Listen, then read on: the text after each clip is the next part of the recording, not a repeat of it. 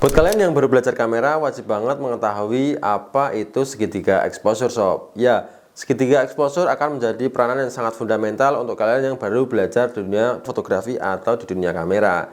Lalu seperti apa sih pentingnya segitiga exposure itu? Yuk kita bahas satu persatu. Segitiga exposure meliputi dari 3 komposisi sob, yaitu yang pertama ada shutter speed, yang kedua adalah aperture, dan yang ketiga adalah ISO. Yuk kita bahas satu persatu. Shutter speed adalah kecepatan rana dalam pengambilan gambar kalian sob. Jadi semakin tinggi shutter speednya, maka kecepatan gambarnya itu akan membidiknya semakin cepat. Nah, dan sebaliknya, ketika shutter speed itu menggunakan yang lambat, maka gambar pun akan menjadi lambat pada saat pengambilannya. Jadi biasanya gambarnya akan agak ngeblur seperti itu sob. Jadi kalau dengan shutter speed yang rendah, maka gambar yang dihasilkan biasanya akan menjadi blur-blur kayak gitu sob ya. Berikutnya adalah kita masuk ke bagian aperture. Nah, aperture ini biasanya ditandai dengan simbol F. Nah, F1, F2, F3, F4 dan seterusnya. Nah, gunanya apa sih aperture ini, F ini? Yuk kita bahas. Gambaran mudahnya itu seperti ini sob. Ketika teman-teman menggunakan lensa f1.8, itu akan menghasilkan gambar seperti ini sob. Nah, jadi latar belakangnya bisa ngeblur, ada bokeh-bokehnya ya. Tapi ketika teman-teman menggunakan bukaan diafragma yang f4 misalnya, maka gambarnya akan seperti ini. Kesimpulannya seperti apa sih sob kalau menggunakan aperture ini? Jadi semakin besar bukaan lensa diafragmanya, maka semakin besar pula cahaya yang masuk di dalam lensa kalian. Tapi semakin kecil bukaan diafragmanya, maka semakin sedikit juga cahaya yang masuk dalam lensa kalian. Nah, jadi jangan salah ya sob ya.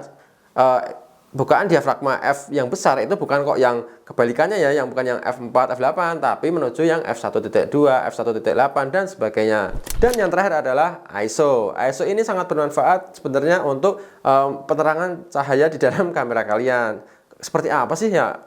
Gini ya sob ya, ISO ini bisa membuat gambar kalian semakin terang sob, tapi minusnya itu satu, ketika semakin tinggi ISO yang kalian gunakan, maka gambar yang dihasilkan akan terjadi noise. Noise itu apa sih? Noise itu seperti ini. Nah kayak gitu ya sob ya, jadi kan nggak enak banget tuh gambar dilihat kalau banyak noise-nya. ISO ini digunakan seperlunya aja sob. Kenapa demikian? Ya karena sesuaikan dengan kebutuhan kalian. Dalam artian kalau teman-teman mengambil gambar dalam siang hari, sebaiknya teman-teman menggunakan ISO yang lumayan rendah. Biasanya di dalam kamera itu memiliki ISO bahkan adanya sampai low ya, jadi ada yang 50, itu juga ada sob di beberapa kamera tertentu. Tapi gua saranin teman-teman menggunakan ISO yang rendah di siang hari, gunanya agar tidak terjadi overexposure atau cahayanya berlebihan di dalam lensa kalian, karena sudah ada cahaya matahari sob. Kecuali teman-teman menggunakannya di sore hari atau mau malam hari dan kekurangan cahaya, maka ISO itu bisa digunakan untuk membantu pencahayaan di dalam kondisi tersebut. Seperti itu ya sob ya. Kesimpulannya adalah 3 elemen tersebut memiliki peranan penting sob, dan sebenarnya kalau teman-teman pikir-pikir mesti, loh kan semuanya berkaitan dengan cahaya bang. Betul, semuanya tetap berkaitan dengan cahaya, tapi yang perlu teman-teman garis bawahi adalah seperti ini sob. Kalau shutter speed itu berkaitannya dengan kecepatannya gambar, pengambilannya gambar. Nah, kalau aperture itu berkaitan dengan bokeh, blurnya tidak sebuah gambar ya. Nah, yang terakhir adalah ISO. ISO itu yang berkaitannya dengan gelap terangnya sebuah gambar. Jadi walaupun semuanya itu berkaitan dengan cahaya, tetap memiliki perannya yang detail masing-masing ya sob, seperti itu. Seperti yang tadi udah gua jabarin. Menurut gua sesimpel itu kok teman-teman bisa belajar segitiga exposure ya.